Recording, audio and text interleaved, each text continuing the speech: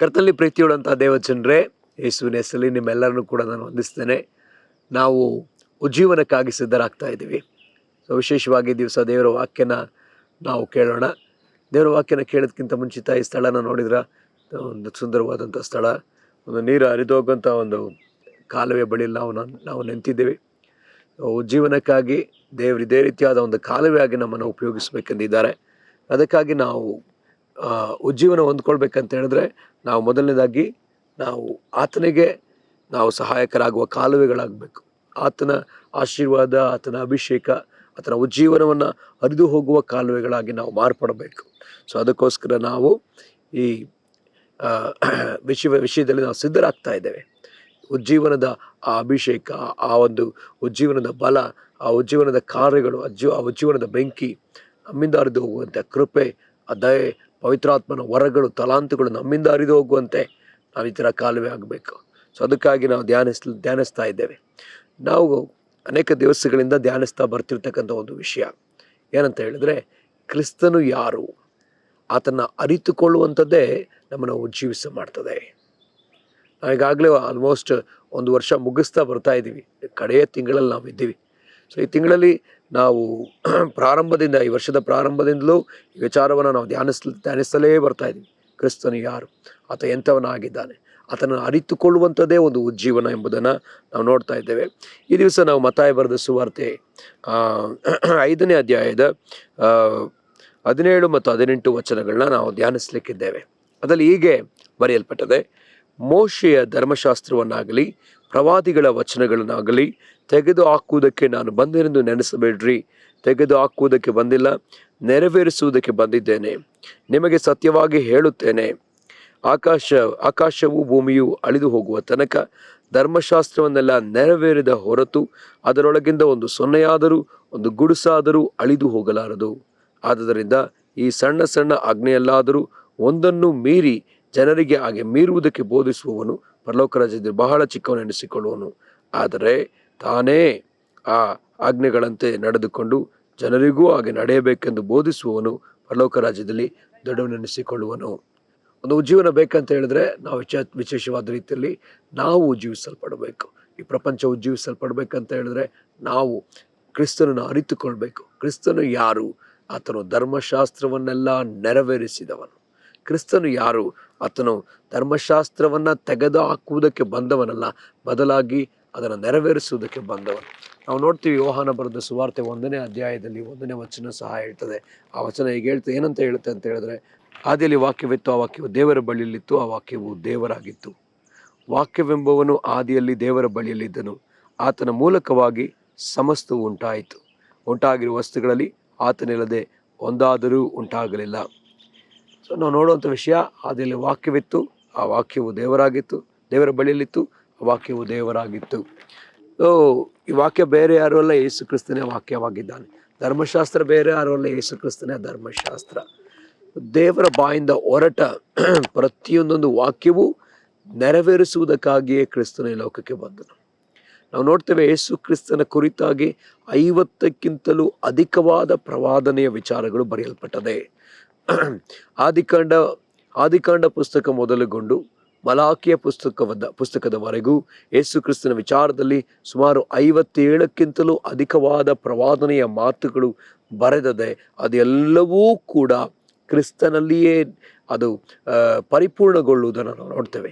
ಯೇಸು ಕ್ರಿಸ್ತನ ಆ ಜನನ ಮುಂತಿಳಿಸಲ್ಪಟ್ಟದ್ದು, ಆತನು ಕನ್ನಿಕೆಯಲ್ಲಿ ಹುಟ್ಟುತ್ತಾನೆ ಎಂಬುದು ಮುಂತಿಳಿಸಲ್ಪಟ್ಟದ್ದು, ಆತನು ಹೇಗೆ ಹುಟ್ಟುತ್ತಾನೆ ಎಂಬುದು ಮುಂತಿಳಿಸಲ್ಪಡ್ತು, ಆತನ ಬೆಳವಣಿಗೆ ಹೇಗಿರ್ತದೆ ಅನ್ನೋದು ಮುಂತಿಳಿಸಲ್ಪಟ್ಟದೆ, ಆತನು ತಂದೆಯ ಮನೆಯಲ್ಲಿ ಬೆಳೆಯಬೇಕೆಂದದ್ದು ಮುಂತಿಳಿಸಲ್ಪಟ್ಟದೆ. ನಾವು ನೋಡ್ತೇವೆ, ಆತನು ಯಾವ ರೀತಿಯಲ್ಲಿ ಆತ ಆಹಾರಗಳನ್ನ ಸೇವನೆ ಮಾಡ್ತಾನೆ ಅದು ಮುಂತಿಳಿಸಲ್ಪಟ್ಟದೆ. ಆತನು ಹೇಗೆ ಪವಿತ್ರಾತ್ಮನಿಂದ ತುಂಬಲ್ಪಡುತ್ತಾನೋ ಅದು ಮುಂತಿಳಿಸಲ್ಪಟ್ಟದೆ. ಆತನು ಯಾವ ರೀತಿಯಾದ ಸೇವೆಗಳನ್ನ ಸಲ್ಲಿಸ್ತಾನೋ ಅದು ಮುಂತಿಳಿಸಲ್ಪಟ್ಟದೆ. ಆತನ ಕಣ್ಣುಗಳನ್ನ ತೆರೆಯುವುದರ ಕುರಿತಾಗಿ, ಬಡವರಿಗೆ ಸುವರ್ತಮಾನ ಸಾರುವುದರ ಕುರಿತಾಗಿ ಅದು ಮುಂತಿಳಿಸಲ್ಪಟ್ಟದೆ. ಮತ್ತು ಆತನು ಇದೇ ರೀತಿಯಾದ ಮರಣವನ್ನು ಅನುಭವಿಸ್ತಾನೆ ಎಂಬುದು ಮುಂತಿಳಿಸಲ್ಪಟ್ಟದೆ. ಆತನು ಇದೇ ರೀತಿಯಲ್ಲಿ ಜನಗಳಿಂದ ವಿರೋಧಿಸಲ್ಪಡುತ್ತಾನೆಂಬುದು ಮುಂತಿಳಿಸಲ್ಪಟ್ಟದೆ. ಅದು ಪ್ರವಾದಿಸಲ್ಪಟ್ಟದೆ. ಆತನ ಶಿಲುಬೆಯಲ್ಲಿಯೇ ಕೊಲ್ಲಲ್ಪಡಬೇಕೆನ್ನುವುದು ಮುಂತಿಳಿಸಲ್ಪಟ್ಟದೆ. ಮತ್ತು ನಾವು ನೋಡೋದಾದರೆ ಅದಕ್ಕೆ ನೆರಳಾಗಿ ಹಳೆ ಒಡಂಬಡಿಕೆಯಲ್ಲಿ ಅಬ್ರಾಮ ಮತ್ತು ಈಸಾಕನ ಜೀವನದಲ್ಲಿ ನಾವು ನೋಡ್ತೇವೆ. ಅಬ್ರಾಮ ಮತ್ತು ಈಸಾಕನ ಜೀವನದಲ್ಲಿ ನಾವು ನೋಡುವಂಥ ಒಂದು ವಿಚಾರ ಏನಂದರೆ, ಅಬ್ರಹಾಮನು ಆ ಒಂದು ಮೋರಿಯ ಬೆಟ್ಟಕ್ಕೆ ತನ್ನ ಒಬ್ಬನೇ ಮಗನಾದ ಇಸಾಕನ ತೆಗೆದುಕೊಂಡು ಹೋಗ್ಬೇಕಂತ ಹೇಳಿ ದೇವರು ಹೇಳ್ತಾರೆ. ಸೊ ಹಾಗೆಯೇ ತಂದೆಯ ದೇವರು ತನ್ನ ಮಗನಾದ ಯೇಸು ಕ್ರಿಸ್ತನನ್ನ ಆ ಒಂದು ಅದೇ ಮೋರಿಯ ಬೆಟ್ಟದ ಮೇಲೆ ಆಗಿನ ಮೋರಿಯ ಬೆಟ್ಟ, ಈಗಿನ ಚಿಯೋನ್ ಬೆಟ್ಟ, ಆ ಚಿಯೋನ್ ಬೆಟ್ಟದ ಮೇಲೆ ಆತನನ್ನು ಬಲಿ ಕೊಡಲ್ಪಡೋದನ್ನು ನಾವು ಕಾಣ್ತೇವೆ.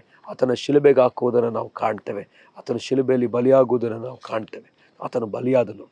ಅದೇ ರೀತಿಯಲ್ಲಿ ನಾವು ನೋಡ್ತೇವೆ, ಅಬ್ರಹಾಮ ತನ್ನ ತಂದೆಯ ದೇವರು ಆತನಿಗೆ ಹೇಳಿದ ರೀತಿಯಲ್ಲಿ ತಂದೆಯ ದೇವರು ಅಬ್ರಹಾಮನಿಗೆ ಹೇಳ್ತಾರೆ, ನಿನ್ನ ಒಬ್ಬನೇ ಮಗನಾದ ಒಬ್ಬನೇ ಪ್ರಿಯ ಕುಮಾರನನ್ನು ನೀನು ನಾನು ಹೇಳುವ ದೇಶದಲ್ಲಿ, ನಾನು ಹೇಳುವ ಬೆಟ್ಟದ ಮೇಲೆ ನೀನು ಆತನನ್ನು ನನಗೆ ಬಲಿ ಸಮರ್ಪಿಸಬೇಕು. ಸೊ ಅಬ್ರಹಾಮ ಬೆಳಗ್ಗೆ ಎದ್ದ ಕೂಡಲೇ ಆ ಒಂದು ಮನೆಯಿಂದ ಹೊರಡ್ತಾನೆ. ಎದ್ದ ಕೂಡಲೇ ಕತ್ತೆಗೆ ತಡಿ ಕಟ್ಟಿಸಿ ಅದಕ್ಕೆ ಆ ಒಂದು ಸೌದೆಗಳೆಲ್ಲವನ್ನು ಕಟ್ಟಿಗೆ ಎಲ್ಲವನ್ನು ಕಟ್ಟಿಸಿ ತನ್ನ ಸೇವಕನ ಕರ್ಕೊಂಡು ಆತ ಹೊರಟೇ ಬಿಡ್ತಾನೆ. ತನ್ನ ಮಗನನ್ನು ಕೂಡ ಕರ್ಕೊಂಡು 3 ದಿವಸದ ಪ್ರಯಾಣ ಮಾಡ್ತಾನೆ. ಸೊ ನಾವು ನೋಡ್ತೇವೆ, 3 ದಿವಸದ ಪ್ರಯಾಣದ ನಂತರ ತನ್ನ ಸೇವಕರಿಗೆ ಆತ ಹೇಳ್ತಾನೆ, ನೀವಿಲ್ಲೇ ಇರ್ರಿ, ನಾನು ನನ್ನ ಮಗನು ಬೆಟ್ಟದ ಮೇಲೋಗಿ ದೇವಾರಾಧನೆ ಮಾಡಿಕೊಂಡು ಬರ್ತೇವೆ. ಸೊ ಪ್ರತಿಯೊಂದೊಂದು ವಿಚಾರ ಕೂಡ ಕ್ರಿಸ್ತನನ್ನೇ ತೋರ್ಪಡಿಸುವಂಥದ್ದಾಗಿದೆ.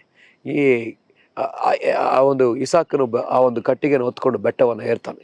ಹೇಗೆ ಯೇಸು ಕ್ರಿಸ್ತನ ಕಟ್ಟಿಗೆಯನ್ನು ಹೊತ್ಕೊಂಡು ಆ ಒಂದು ಶಿಲುಬೆಯನ್ನು ಹೊತ್ಕೊಂಡು ಬೆಟ್ಟವನ್ನು ಏರಿದ್ರೋ, ಅದೇ ರೀತಿಯಲ್ಲಿ ಯೇಸು ಕೂಡ ಆ ಒಂದು ಶಿಲುಬೆನ ಇಸಾಕನ ಕಟ್ಟಿಗೆಯನ್ನು ಹೊತ್ಕೊಂಡು ಹೋದಂತೆ ಯೇಸು ಕ್ರಿಸ್ತನು ಕೂಡ ಆ ಒಂದು ಶಿಲುಬೆನ ಹೊತ್ಕೊಂಡು ಹೋಗೋದನ್ನು ನಾವು ಕಾಣ್ತೇವೆ.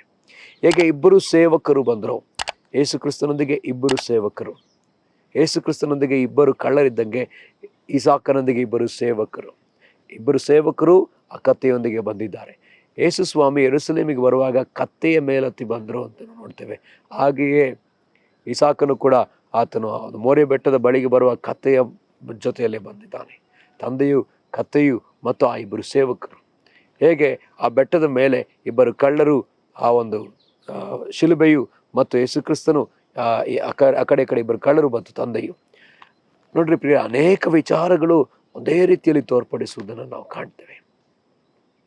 ಸೊ ಹಾಗಿದ್ರೆ ಅನೇಕ ವಿಚಾರಗಳಲ್ಲಿ ಯೇಸು ಕ್ರಿಸ್ತನು ಏನಾಗಿದ್ದಾನಂತ ಹೇಳಿದ್ರೆ, ಹಳೆ ಒಡಂಬಡಿಕೆ ಅನೇಕ ಪ್ರವಾದನೆಗಳನ್ನ ನೆರವೇರಿಸುವವನಾಗಿ ಆತ ಕಂಡಿದ್ದಾನೆ. ಆತನ ಹುಟ್ಟಿದ ದಿವಸಗಳನ್ನ ನೋಡ್ತೇವೆ. ಆತನಿಗೆ ಹಳೆ ಒಡಂಬಡಿಕೆಯಲ್ಲಿ ಹೇಳಿದ ಪ್ರಕಾರವಾಗಿ ಆ ಒಂದು ಬಾರ್ ಮಿಟ್ಸ್ವಾನ ಮಾಡ್ತಾರೆ. ಆ ಒಂದು 8ನೇ ದಿವಸದಲ್ಲಿ ಮಾಡಬೇಕಾದ ಸುನ್ನತಿ ಮಾಡಲ್ಪಡ್ತದೆ. ದೇವಾಲಯಕ್ಕೆ ತೆಗೆದುಕೊಂಡು ಹೋಗಿ ಯೋಸೇಫ ಮತ್ತು ಮರಿಯಳು ಆತನಿಗೆ ಮಾಡಬೇಕಾದ ಕಾರ್ಯಗಳನ್ನ ಮಾಡ್ತಾರೆ. ಸೊ ಅದನ್ನು ನಾವು ಸತ್ಯವೇದದಲ್ಲಿ ಸ್ಪಷ್ಟವಾಗಿ ಕಾಣ್ತೀವಿ. ಯಾಕೆ ಇದನ್ನೆಲ್ಲವನ್ನು ಯೇಸು ಮಾಡಿದ್ರು? ಯಾಕೆಂದರೆ ಧರ್ಮಶಾಸ್ತ್ರವನ್ನು ನೆರವೇರಿಸಬೇಕಾಗಿ ಬಂತು. ಧರ್ಮಶಾಸ್ತ್ರದ ಹೇಳಲ್ಪಟ್ಟ ಪ್ರಕಾರ ಯೇಸು ಇದ್ದಂಥ ಆ ಊರು ಕೂಡ ಧರ್ಮಶಾಸ್ತ್ರದ ಹೇಳಲ್ಪಟ್ಟ ರೀತಿಯಲ್ಲಿ ಅದೇ. ಯೇಸು ನಜರೇತಿನಲ್ಲಿರ್ತಾನೆ, ಜೆಬುಲು ನೆಫ್ತಲೀಮ್ ಸೀಮೆಯಲ್ಲಿ ಆತ ವಾಸ ಮಾಡ್ತಾನೆ ಎಂಬಂಥ ವಿಚಾರದಲ್ಲಿ ಬರೆಯಲ್ಪಟ್ಟದೆ. ಹಾಗೆಯೇ ಆತನು ಅದೇ ಜಾಗದಲ್ಲಿ ವಾಸ ಮಾಡುವವನಾಗಿ ಕಾಣಲ್ಪಡುವುದನ್ನು ನಾವು ಕಾಣ್ತೇವೆ. ಮತ್ತು ಆತ ಶಿಲುಬೆಯಲ್ಲಿ ಬಲಿ ಕೊಡಲ್ಪಡುವಾಗ ಯಾವ ರೀತಿಯಾದ ಪರಿಸ್ಥಿತಿಗಳನ್ನ ಆದೋಗ್ತಾನೆ ಎಂಬುದಾಗಿ ಯೆಶಾಯ ಪ್ರವಾದಿಸಿದ್ದನು, ಹಾಗೆಯೇ ಅದು ನೆರವೇರ್ತದೆ. ಯೆಶಾಯ 53ನೇ ಅಧ್ಯಾಯದಲ್ಲಿ ಒಂದೊಂದು ವಿಚಾರವೂ ಕೂಡ ಹಾಗೆಯೇ ನೆರವೇರುವುದನ್ನು ಕಾಣ್ತೇವೆ. ಮತ್ತು ಕೀರ್ತನೆಗಳಲ್ಲಿ ಆತನ ಕುರಿತಾಗ ಅನೇಕ ಸಂಗತಿಗಳು ಪ್ರವಾದಿಸಲ್ಪಟ್ಟದೆ, ಅದು ಹಾಗಾಗಿಯೇ ನೆರವೇರುವುದನ್ನು ನಾವು ಕಾಣ್ತೇವೆ. ಯೇಸು ಬೆತ್ತಲೆಯಾಗಿ ಆತನು ಶಿಲುಬೆಯಲ್ಲಿ ಹಾಕಲ್ಪಡ್ತಾನೆ, ಹಾಗೆಯೇ ಆಯಿತು. ಆತನ ಬಟ್ಟೆಗಳನ್ನು ಚೀಟು ಹಾಕಿಕೊಂಡ್ರು. ಆತನ ತಂದೆ ಕೈ ಬಿಡಲ್ಪಟ್ಟ ಪರಿಸ್ಥಿತಿ, ಆತನ ಕೀಲುಗಳೆಲ್ಲ ಸಡಿಲ ಮಾಡಲ್ಪಡ್ತು, ಕೀಲುಗಳೆಲ್ಲ ಏನಾಯಿತು, ಸಡಿಲವಾಯಿತು, ಬೇರೆ ಬೇರೆ ಆಯಿತು. ಆತನ ದೇಹ ಉತ್ತಲ್ಪಟ್ಟ ಹೊಲಕ್ಕೆ ಸಮವಾಯಿತು. ಆತನ ತಲೆಗೆ ಮುಳ್ಳು ಬಳ್ಳಿಯನ್ನು ಎಣೆದು ಆತನಿಗೆ ಹಾಕಿದ್ರು. ಆತನನ್ನು ಹಾಸ್ಯ ಮಾಡಿದ್ರು, ಆತನನ್ನು ರೇಗಿಸಿದ್ರು, ಆತನನ್ನು ಬೈದರು. ಇದೆಲ್ಲವೂ ಕೂಡ ಹಾಗೆಯೇ ಬರೆಯಲ್ಪಟ್ಟದೆ, ಹಾಗೆಯೇ ನಡೆಯಿತು. ಇದನ್ನು ತಿಳಿದಂಥ ಯೇಸು ಅದನ್ನು ಹಾಗೆಯೇ ನೆರವೇರಿಸುವುದನ್ನು ಕೂಡ ನಾವು ಕಾಣ್ತೇವೆ. ಯೇಸು ಸ್ವಾಮಿಗೆ ಗೊತ್ತಿತ್ತು, ನಾನು ಇದೇ ರೀತಿಯಲ್ಲಿ ಸಾಯ್ತೇನೆ, ನಾನು ಇದೇ ರೀತಿಯಲ್ಲಿ ನನ್ನನ್ನು ಕೊಲ್ತಾರೆ. ಅದಕ್ಕಾಗಿಯೇ ಯೇಸು ಆ ಒಂದು ಗೆತ್ಸೆಮನೆ ತೋಟದಲ್ಲಿ ಕೂಡ ಪ್ರಾರ್ಥಿಸುವಾಗ ಅವರು ಪ್ರಾರ್ಥಿಸ್ತಾರೆ, ನನ್ನ ತಂದೆಯೇ ಯಾಕೆ ನನ್ನ ಕೈ ಬಿಟ್ಟಿದ್ದಿ ಅಂತ ಹೇಳಿ ದಾವಿದ ಪ್ರಾರ್ಥಿಸುವ ಅದೇ ಪ್ರಾರ್ಥನೆಯನ್ನು ಯೇಸುವು ಕೂಡ ಪ್ರಾರ್ಥಿಸುವುದನ್ನು ನಾವು ಕಾಣ್ತೇವೆ ಪ್ರಿಯರೇ. ಸೊ ಹಾಗಿದ್ರೆ ಯೇಸು ಧರ್ಮಶಾಸ್ತ್ರವನ್ನು ತೆಗೆದು ಹಾಕುವುದಕ್ಕಾಗಿ ಅಲ್ಲ, ಬದಲಾಗಿ ನೆರವೇರಿಸುವುದಕ್ಕೆ ಬಂದನು. ಆದಾಮನಿಂದ ಯೇಸು ಕ್ರಿಸ್ತನವರೆಗೂ, ಸ್ಥಾನಿಕನಾದ ಯೋಹಾನನವರೆಗೂ ಯಾರೊಬ್ಬರಾದರೂ ಧರ್ಮಶಾಸ್ತ್ರವನ್ನು ನೆರವೇರಿಸಕ್ಕಾಗದೆ ಇದ್ರು. ಧರ್ಮಶಾಸ್ತ್ರದ 10 ಆಜ್ಞೆಗಳಲ್ಲಿ 9 ಆಜ್ಞೆಗಳನ್ನ ನೆರವೇರಿಸಿದ್ರೂ ಸಹ ಒಂದು ಆಜ್ಞೆ ಯಾರ ಕೈಲೂ ನೆರವೇರಿಸಲಿಕ್ಕೆ ಆಗ್ತಿರ್ಲಿಲ್ಲ. ಯಾವುದಂತ ಹೇಳಿದ್ರೆ ಮತ್ತೊಬ್ಬರದನ್ನು ಆಶಿಸದೆ ಎಂಬಂಥ ಒಂದು ಆಜ್ಞೆ ಅದೇ. ನಾವು ಅದನ್ನು ತೆಗೆದುಕೊಳ್ಳೋಣ. ವಿಮೋಚನಾ ಕಾಂಡ 20ನೇ ಅಧ್ಯಾಯ 17ನೇ ವಚನ. ಮತ್ತೊಬ್ಬನ ಮನೆಯನ್ನು ಆಶಿಸಬಾರದು, ಮತ್ತೊಬ್ಬನ ಹೆಣ್ಣಾಳು ಗಂಡಾಳು, ಹೆಣ್ಣಾಳು ಹೆಂಡತಿ, ಗಂಡಾಳು ಹೆಣ್ಣಾಳು, ಎತ್ತು ಕತ್ತೆ ಮುಂತಾದ ಯಾವುದನ್ನು ಆಶಿಸಬಾರದು. ಸೊ ಇಲ್ಲಿ ನಾವು ನೋಡಿದ ಪ್ರಕಾರ ಆಶಿಸುವುದರ ಕುರಿತಾದ ಒಂದು ಆಜ್ಞೆ. ಯಾವುದನ್ನು ಆಶಿಸಬಾರ್ದಂತೆ, ಮತ್ತೊಬ್ಬನ ಯಾವ ವಸ್ತುವನ್ನು ಆಶಿಸಬಾರ್ದು ಎಂಬುದಾಗಿ 10 ಆಜ್ಞೆಗಳಲ್ಲಿ ಒಂದು ಆಜ್ಞೆ ಇದೆ. ಈ ಆಜ್ಞೆಯಲ್ಲಿ ಎಲ್ಲರೂ ಕೂಡ ಬಿದ್ದು ಹೋದವರಾದರು. ಯಾರೂ ಕೂಡ ಇದನ್ನು ನೆರವೇರಿಸಲಿಕ್ಕಾಗದ ಪರಿಸ್ಥಿತಿಯಲ್ಲಿ ಅವರಿರೋದನ್ನು ನಾವು ಕಾಣ್ತೇವೆ. ಆದರೆ ಯೇಸು ಕ್ರಿಸ್ತನು ಮಾತ್ರವೇ, ಆತನು ಆಶಿಸದೆ ಆತನು ಈ ಆಜ್ಞೆಯನ್ನು ಕೂಡ ನೆರವೇರಿಸುವುದನ್ನು ಕಾಣ್ತೇವೆ. ಆತನು 10 ಆಜ್ಞೆಗಳನ್ನು ನೆರವೇರಿಸಿ ಆತನು ಕರ್ತನಿಗೆ ಉತ್ತಮವಾದ ರೀತಿಯಲ್ಲಿ ಧರ್ಮಶಾಸ್ತ್ರವನ್ನು ನೆರವೇರಿಸಿ ತೋರಿಸಿದ್ದಾನೆ. ಪ್ರಿಯರೇ, ಹಾಗಿದ್ದ ಮೇಲೆ ನಾವು ನೆರವೇರಿಸುವುದಕ್ಕೆ ನಮ್ಮಿಂದ ಅಸಾಧ್ಯ, ಆತನು ಎಲ್ಲವನ್ನ ನೆರವೇರಿಸಿದ್ದಾನೆ. ಮುಂದೆ ಅಲ್ಲಿ ವಾಕ್ಯ ಹೇಳ್ತದೆ, ಮೋಶೆಯ ಧರ್ಮಶಾಸ್ತ್ರವನ್ನಾಗಲಿ ಪ್ರವಾದಿ ವಚನಗಳನ್ನಾಗಲಿ ತೆಗೆದು ಹಾಕುವುದಕ್ಕೆ ನಾನು ಬಂದನೆಂದು ನೆನೆಸಬೇಡ್ರಿ. ತೆಗೆದು ಹಾಕುವುದಕ್ಕೆ ಬಂದಿಲ್ಲ, ನೆರವೇರಿಸುವುದಕ್ಕೆ ಬಂದಿದ್ದೇನೆ.